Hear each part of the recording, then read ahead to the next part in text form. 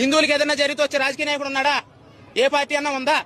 నేను మొన్న ఆవులు పట్టుకున్నాను, నేను గోవులు పట్టుకున్నాను శివరాత్రికి, మహాశివరాత్రికి. నన్ను అరెస్ట్ చేశారు, ఆవులు పట్టుకున్నానని చెప్పేశాను. నన్ను అరెస్ట్ చేశారు, అరెస్ట్ చేసి రాజనగర్ స్టేషన్ లో పెట్టారు. పెడితే ఎవరైనా సరే ఏ పార్టీ కూడా రాలేదు.